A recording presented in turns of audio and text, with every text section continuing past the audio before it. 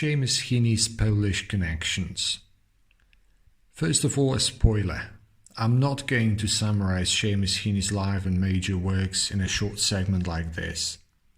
Instead, I want to take a close look at one particular theme and tell you a few words about my visit to Seamus Heaney HomePlace more than a year ago, in November 2018. My friends recommended that visit to me, and I'm eternally grateful. Thank you, Justina, even though it took me quite a while to get there from Belfast, largely because I missed the only bus that goes there from Castle Dawson, and I had to walk, give and take 4 miles to reach Bellaghy. But as I realized soon, I was privileged to be walking across the Heaney country, an area associated with his birth and childhood.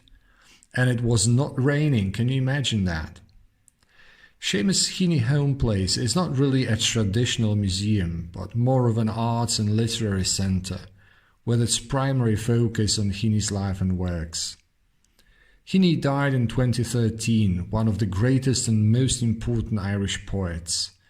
To give you an idea of his stature in the international literary community, in 1995 he received a Nobel Prize in Literature. Another reason for my interest in his works is that he developed close ties with Polish writers and translators. For example, with Stanisław Barańczak he translated Laments by Kochanowski. Also, Heaney visited Kraków and other Polish towns and cities many times. He was incredibly moved and happy when his friend Wisława Szymborska got a Nobel Prize in Literature in 1997.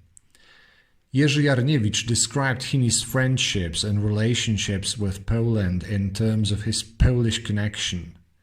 Heaney not only translated Polish poetry but also wrote his own inspired by such great Polish writers as Zbigniew Herbert or Czesław Miłosz.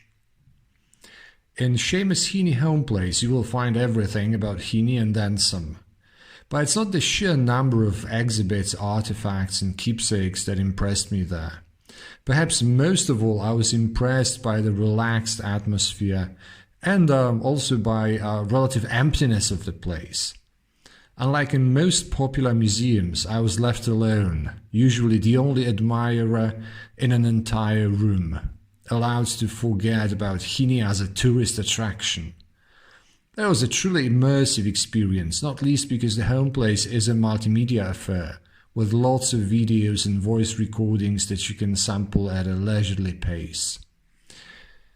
Heaney spent most of his lifetime, especially as an adult, outside Northern Ireland.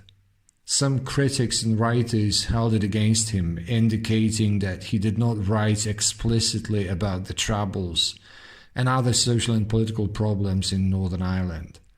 But that is not true. Many of his poems read like direct commentaries on politics and society there. Take a look at Whatever You Say, Say Nothing, published in mid-1970s.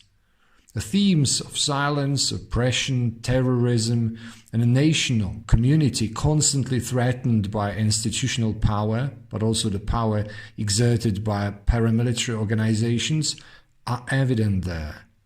Those themes make me think of many similar aspects of Silesian literature, and also more generally of Polish literature, which has often defied and openly criticized totalitarian regimes, both under communism and more recently.